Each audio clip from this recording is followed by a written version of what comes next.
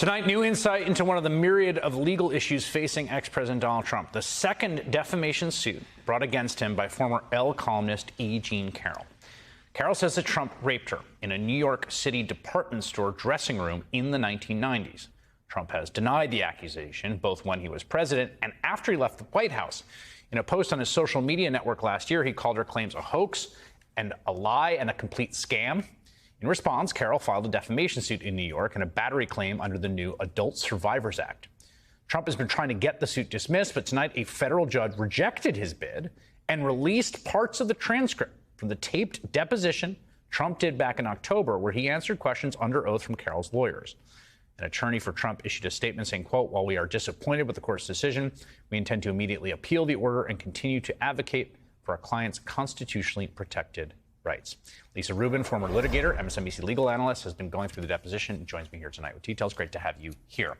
Before we get into this, it's a little bit of a complicated situation because there are two lawsuits, one of which filed while he was president, one of which subsequently, the one of which filed during president brings up all sort of constitutional issues, right? And Trump is saying that it was part of his official duties? Yeah, that he's immune from suit because he said it within the scope of his employment. And Chris, that claim by Donald Trump is still being litigated, still on appeal. And so while that's going on and in preparation for his deposition in that first suit, that's when he posted again on October 12th, leading to the second suit.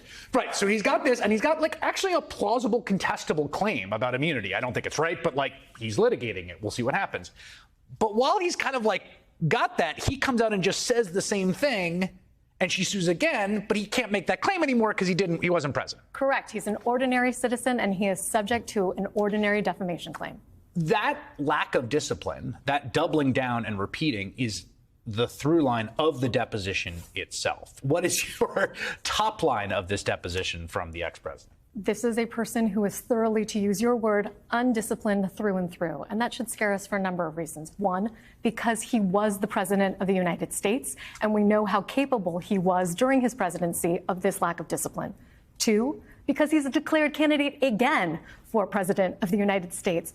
And three, the lack of discipline here should be alarming to his lawyers, if no one else, because he is likely to be sued again by other people if E. Jean Carroll succeeds, and she's got a trial date of April 17th, for claims that he has made about them since he's been president. In other words, if he can be sued for defamation as an ordinary citizen by E. Jean Carroll, he can be sued for defamation by, for example, Ruby Freeman, the Georgia election worker, against whom he has redoubled an attack last week, not once, not twice, but 3 separate times, about claims that have been fully discredited. That's a great point. So here's an example of that on page 20 of this.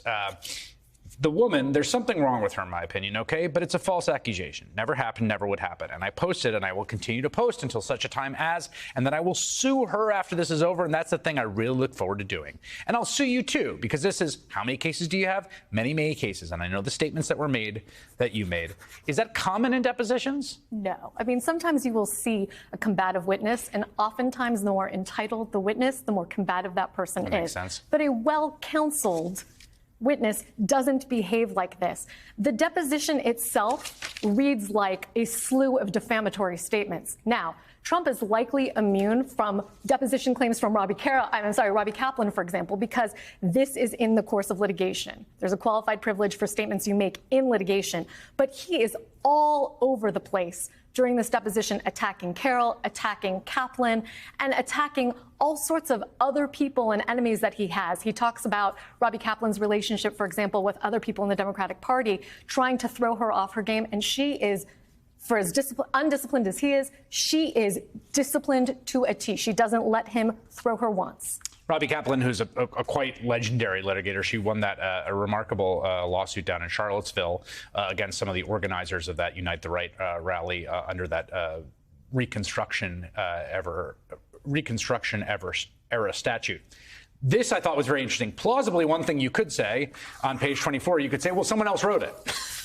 Which might be a useful thing to preserve as defense. He's shown it. He says, great statement. Yeah, true. And now you've heard it again. You have it in front of you. Again, confirmed. You wrote the whole thing yourself. I wrote it all myself. Yep. He confirms multiple times during the deposition. He wrote it. He posted it. And she's asking him at a separate point, did you consult with anyone before you posted this? And he says, no. It wouldn't even occur to him to have consulted with a lawyer before he said this. He said, I'm not Joe Biden. I did this all myself. So here's so there's a set for this in April. This case has been unspooling for a very long time, and the procedural hurdles of the last lawsuit are no longer relevant to him as a citizen.